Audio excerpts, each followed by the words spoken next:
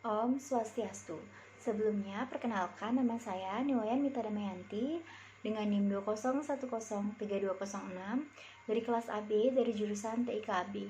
Nah, di sini saya akan menjawab beberapa pertanyaan yang sudah diberikan pada tugas pertemuan 9 pada mata kuliah pengantar akuntansi, yaitu mengenai perusahaan dagang. Yang pertama ada contoh perusahaan dagang, yang kedua ada perbedaan perusahaan dagang, manufaktur, dan jasa. Yang ketiga ada akun-akun yang dimunculkan pada perusahaan dagang. Nah, sebelumnya apa sih perusahaan dagang itu? Perusahaan dagang yaitu perusahaan yang membeli barang untuk tujuan menjualnya kembali tanpa mengubah bentuk atau sifat barang secara berarti. Nah, berikut merupakan contoh perusahaan dagang. Yang pertama ada minimarket, yang kedua ada warung, yang ketiga ada toko bahan bangunan, yang keempat ada toko peralatan tulis, dan yang kelima ada Indomaret. Nah, kenapa sih kelima contoh tersebut bisa dikatakan sebagai perusahaan dagang? Karena kelima contoh tersebut merupakan perusahaan yang menjual produk atau barang persediaan kepada konsumen. Nah, yang tidak memproduksi sendiri, melainkan mengambil dari supplier, kemudian menjualnya kembali. Maka dari itu, kelima contoh tersebut dikatakan sebagai perusahaan dagang. Nah, berikut saya akan menjelaskan perbedaan dari perusahaan dagang, manufaktur, dan jasa. Perusahaan dagang adalah perusahaan yang menjual produk atau barang persediaan kepada konsumen.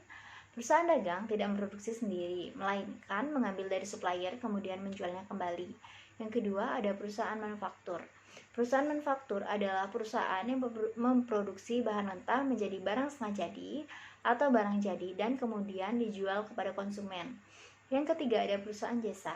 Perusahaan jasa adalah perusahaan yang tidak memproduksi suatu barang atau produk tertentu. Perusahaan jasa memproduksi barang yang tidak berwujud, tetapi penjualan rupa jasa pada perusahaan itu sendiri. Nah, jadi perbedaan perusahaan dagang, jasa, dan manufaktur yaitu perusahaan dagang menjual produk, perusahaan manufaktur memproduksi barang skala besar mulai dari bahan mentah hingga barang jadi, dan perusahaan jasa menjual layanannya. Nah, berikut saya akan menjelaskan akun-akun yang dimunculkan pada perusahaan dagang. Yang pertama ada akun pembelian. Akun ini dipergunakan untuk mencatat jumlah harga beli barang dagangan yang dibeli selama satu periode. Yang kedua ada akun retur pembelian. Akun ini dipergunakan untuk mencatat jumlah harga barang yang dikembalikan kepada pemasok karena alasan tertentu. Nah, alasan tertentu ini contohnya seperti adanya barang yang rusak. Yang ketiga ada akun potongan pembelian. Akun ini dipergunakan untuk mencatat potongan harga yang diterima dari penjual karena perusahaan membayar harga barang dalam masa potongan. Yang keempat ada beban angkut pembelian. Akun ini dipergunakan untuk mencatat jumlah biaya angkut barang-barang yang dibeli jika ditanggung oleh perusahaan. Yang kelima ada akun penjualan. Akun ini dipergunakan untuk mencatat pendapatan dari penjualan barang dagangan. Yang keenam ada akun retur penjualan. Nah, akun ini dipergunakan untuk mencatat jumlah harga barang yang diterima kembali dari pelanggan karena alasan tertentu. 7. Potongan penjualan. Akun ini dipergunakan untuk mencatat jumlah potongan tunai atau cash discount yang diberikan kepada pelanggan karena dia membayar dalam masa potongan sebagaimana tertera dalam syarat pembayaran.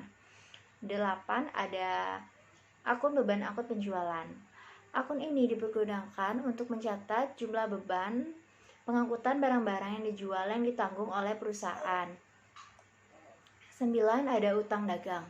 Akun ini yang dipergunakan untuk mencatat timbulnya utang dagang dan pelunasan kewajiban atas pembelian secara kredit.